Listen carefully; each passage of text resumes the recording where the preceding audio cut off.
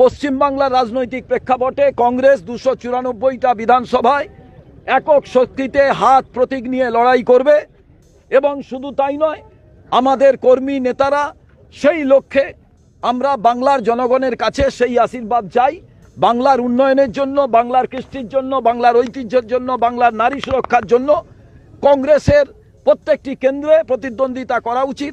বন্ধুরা, আপনারা শুনলেন প্রদেশ কংগ্রেসের সভাপতি শুভঙ্কর সরকার পরিষ্কার করে দিলেন 2026-এ কংগ্রেস পশ্চিমবঙ্গে কিভাবে লড়াই করবে। অনেকেই হয়তো ভাবছিলেন যে কংগ্রেস হয়তো সিপিএমের হাত ধরবে 2021 সালে যেমন করে তারা লড়াই করেছিল। আবার অনেকে হয়তো এটাও ভাবছিলেন যে কংগ্রেস এবার তৃণমূলের সাথে হাত ধরে লড়াই করবে। তার কারণ দিল্লিতে রাহুল গান্ধী এবং তৃণমূল কংগ্রেস খুব কাছাকাছি এসেছে, বিরোধী জোট খুব কম্প্যাক্ট দেখা যাচ্ছে, বিরোধী জোটের মধ্যে খুব একটা বন্ধন দেখা যাচ্ছে। তো সেই কারণে অনেকে হয়তো ভেবেছিলেন যে তৃণমূলের সাথেই হয়তো 26-এ কংগ্রেস লড়াই করবে। কিন্তু সিপিএম যারা সমর্থক বা তৃণমূল যারা সমর্থক, তাদের আশায় জল ঢেলে দিয়ে শুভঙ্কর সরকার বলে দিলেন 2026-এ কিন্তু কংগ্রেস 294টা আসনেই প্রার্থী দেবে এবং 294টা আসনেই তারা লড়াই করবে। চতুর্মুখী লড়াই হোক আর ত্রিমুখী লড়াই হোক, তারা ময়দানে থাকবে। রাজনৈতিক বিশেষজ্ঞরা যেটা মনে করছেন, শুভঙ্কর সরকার যে বার্তাটা দিলেন, এই বার্তায় কিন্তু তৃণমূল কংগ্রেসের সুবিধা হবে। যত ভোট কাটাকাটি হবে তত কিন্তু তৃণমূল কংগ্রেসের সুবিধা। এবং শুভঙ্কর সরকার কিন্তু তৃণমূলপন্থী। অধীর চৌধুরী যেমন পুরোপুরি তৃণমূল বিরোধী একটা সভাপতি ছিলেন, তৃণমূলের মানে প্রচণ্ড বিরোধী ছিলেন অধীর চৌধুরী, আর শুভঙ্কর সরকার কিন্তু নরমপন্থী, উনি কিন্তু তৃণমূলপন্থী। তৃণমূলের লাইন কিন্তু উনি পছন্দ করেন, এটা কিন্তু রাজনৈতিক বিশেষজ্ঞরা বলে। সেক্ষেত্রে 294টা আসনে কংগ্রেস যে লড়াই করবে, এটা কিন্তু আখেরে লাভ হবে তৃণমূল কংগ্রেসের। কারণ ভোট যত ভাগাভাগি হবে, কোনো জায়গায় ত্রিমুখী লড়াই, কোনো জায়গায় চতুর্মুখী লড়াই হবে, সেক্ষেত্রে কিন্তু তৃণমূল সেই জায়গা থেকে জয় ছিনিয়ে নেবে এবং তারা কিন্তু লাভবান হবে। এটাই কিন্তু রাজনৈতিক বিশেষজ্ঞরা বলছেন।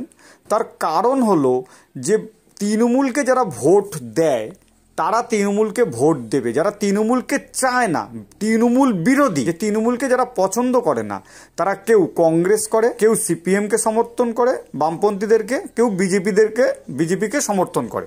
তাহলে বিরোধী ভোটটা কিন্তু ভাগ হচ্ছে এবং আখেরে কিন্তু লাভবান হবে তৃণমূল কংগ্রেস। এবং কংগ্রেস কিন্তু 2026-এ কয়েকটা আসন তারা জিততে পারে বলে মনে করা হচ্ছে। রাজনৈতিক বিশেষজ্ঞরা সেটাই বলছেন।